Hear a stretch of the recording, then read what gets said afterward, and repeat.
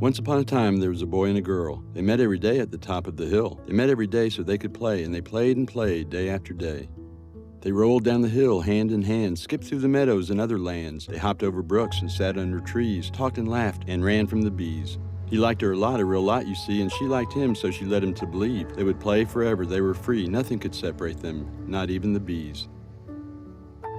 And then one day he went to meet her, but she wasn't there. He couldn't greet her. He rolled downhill in despair, reached for her hand, but it wasn't there. For days and nights and days, he tried to find her, just wanted to play. He looked under trees and deep in the caves and searched day after day. He went to the meadow and called for her there. He went to their tree, but it was all bare. Where could she be? Where could she be? He saw only a girl who looked like she. Who are you and where is she? It is me, you see, said she. You must believe me, I'm always right. When he disagreed, she turned day into night. Her eyes shot daggers, piercing his heart. She stuck out her tongue so long and sharp. Why won't you stop? Your daggers hurt me. Because I'm never wrong. That you will see.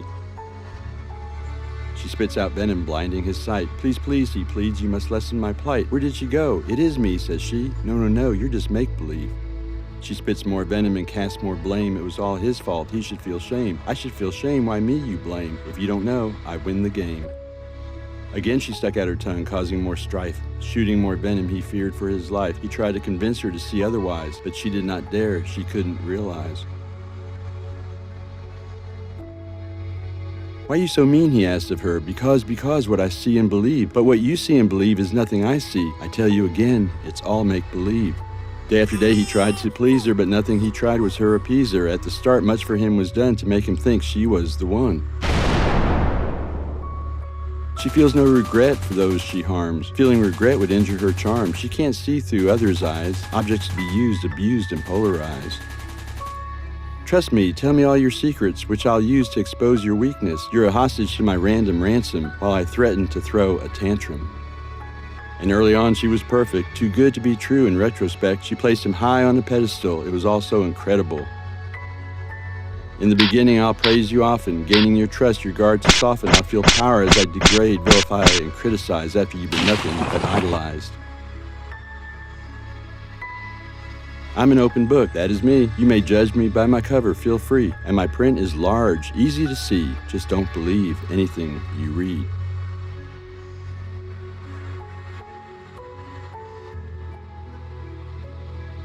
Whatever he wanted, she gave him and more, waiting for the hook to lodge in his core. And when she had him, she was ready for war, using his love as her weapon to score. And when she perceived imperfection, in a flash she changed direction, and she hoped he fell hard and alone, so she could climb high and sit on her throne. But she alone can't do the most harm, so she tricked others to be her pawns. They whisper lies and spread evil. Her flying monkeys are so deceitful. Never question, criticize, or tease. She's way too sensitive to take that with ease. Although she can't take it, she dishes it out. She lives a double standard, never in doubt. Her sensitivity allows her to hear slights imagined to support fights. She's a brutal avenger without a cause, but all she craves is applause. I'm the master of provocations, for I must have domination. There's no limit to what I'll do. I'll attack your child to provoke you. And your reactions to my provocations I will use to support my victimization by spreading them about with a spin as I lounge in my cesspool and swim. She's so rigid, only seeing night and day. She's unable to see any shades of gray. Right or wrong, love or hate, no debate. The views of others she will deflate. If you are her, what happened to what we had? No worry, soon we'll have what we had. Tomorrow at 3 we'll meet at the hilltop and we'll roll down, never wanting to stop. He waited so long for this special date. No matter what, he could not be late. As tomorrow became today, he could not wait. He arrived early and waited to wait. He searched and searched for her everywhere, but she was neither here nor there. As day turned to night, she was way past late, but again he waited and waited to wait. Although he expected her to lie when he saw her next, he asked her why. What happened to you? She accused. I waited for you, he said, confused.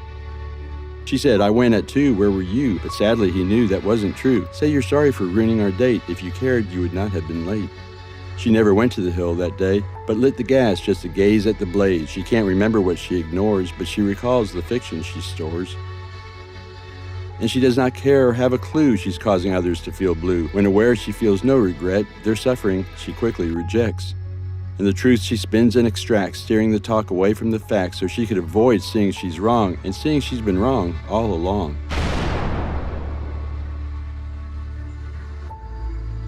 Talks with her are a waste of time. Once she concludes she becomes blind, her skull is thick but her skin is thin, and she'll revise history to win. What she did for him she mentioned often, making sure his memory didn't soften. She wanted him indebted and submissive, so she felt entitled to be oppressive. He much overpaid her fantasy debt, doing more than she could ever offset, but nothing he did was ever enough. Her time was valuable, his time was fluff. Gossip and gossip and gossip galore about anyone unwilling to open the door to her perfect world of self-admiration, fueled by her self-righteous indignation. The fools, by listening to my rumors, allow them to grow like harmful tumors. They don't see if I'm gossiping to them. I am or will be gossiping about them. She found some followers, loyalty they pledged, and if they disagreed, bad things she alleged. Laugh when she laughs, cry when she cries, it's only her with whom they must sympathize.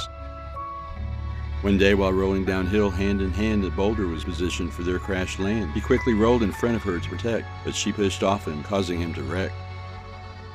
She walks over to him and asks him why. Why are you just lying there gazing at the sky? Now see what you did, you ruined all my fun, just so you could be the hero and number one. He was forced to rest, and rest he did, but where has she been? Where has she hid? He heard she was busy meeting new boys to roll downhill with, to be her new toys.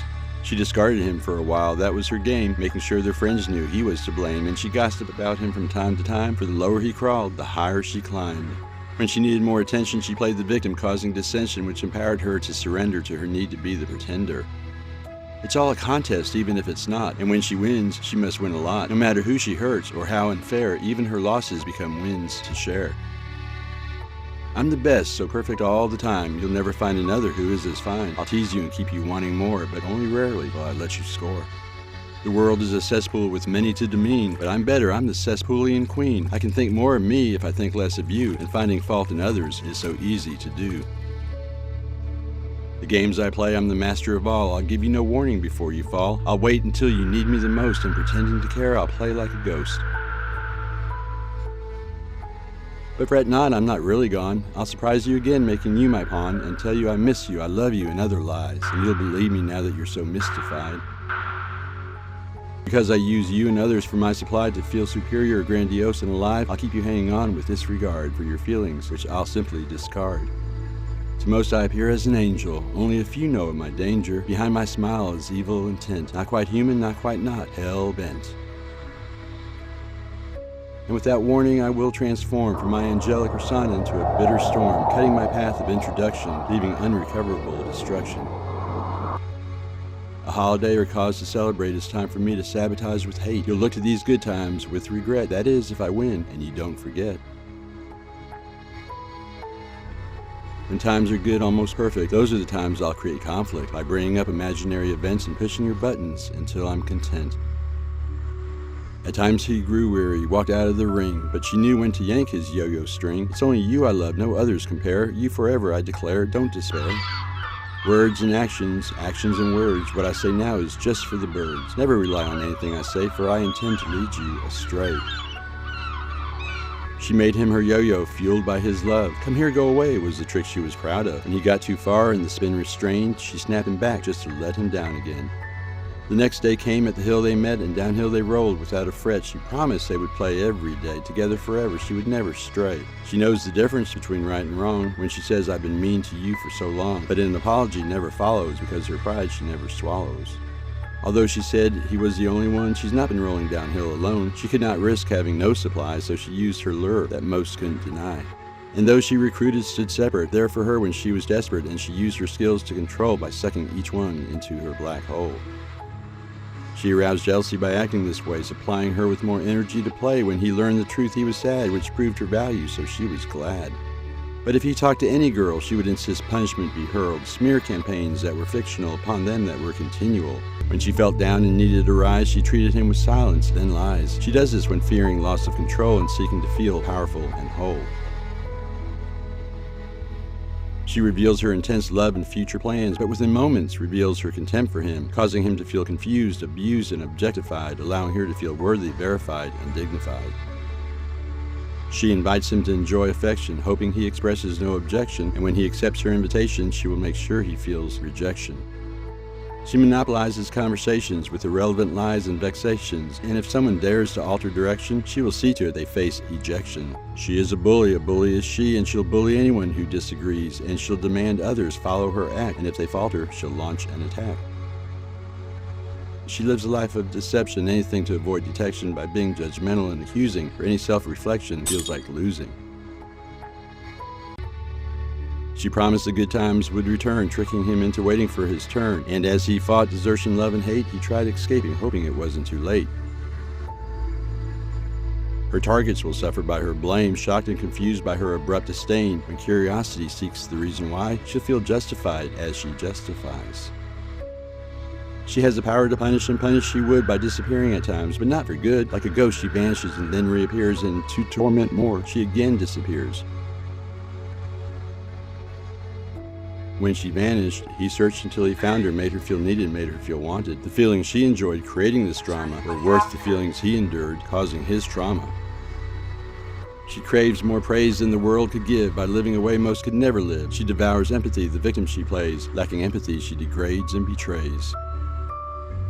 And then one day he knew she was right. She was the girl he searched for day and night, and finally he was able to see all this time was nothing but make-believe. And there was more to his self-imposed plight. Self-imposed it was since he failed to take flight. When times were good, his hopefulness soared, but he alone allowed reality to be ignored. And his need for her to return to how she was before the turn was his selfish attempt to change her brain, so she was right, he was also to blame. He was the only one granting her power to decide how he felt at any hour. As the whispers of truth echoed endlessly, he pursued his desires recklessly. And while complaining about his trauma, he saw without him there could be no drama. He asked, what benefit do I reap, wallowing in self-pity after diving in too deep?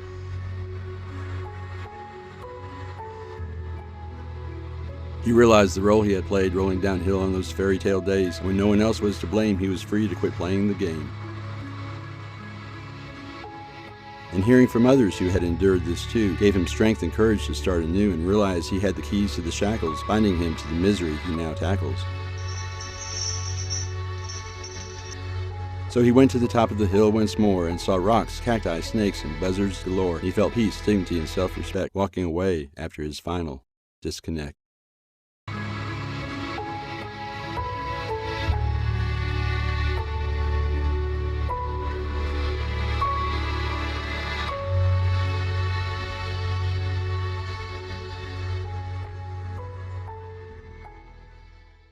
Perhaps this will help those feeling trapped in a toxic relationship while crawling on the damp, cold, indifferent ground, shivering while dodging fireballs of truth surrounded by distorted self-reflections, with the sounds of evil endlessly echoing, and feeling hopeless despair, frustration, and self-loathing, by identifying with some of this, thereby illuminating an escape.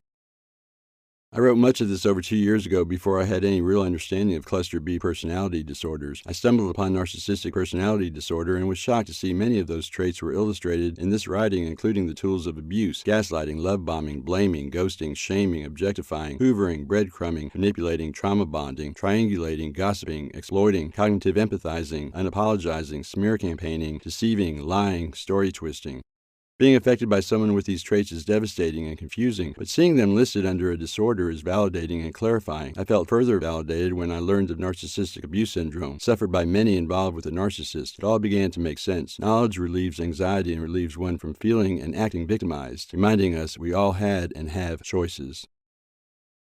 If you are close to someone who displays many of these characteristics, seek help. Narcissistic abuse syndrome is real and pervasive and blinds those affected from seeing reality. I've never heard of it getting better without healthy action, but I've heard of it getting worse, much worse. There are several experts in this area that do an excellent job of describing the narcissist and suggesting action that can be taken to avoid narcissistic abuse. I'm not aware of any experts suggesting one remain with a narcissist. To the contrary, they urge escape. Prognosis for narcissistic recovery is said to be less than 1%. Each day with a narcissist is a day of life mostly discarded. It's a matter of life and death. I wish you the best.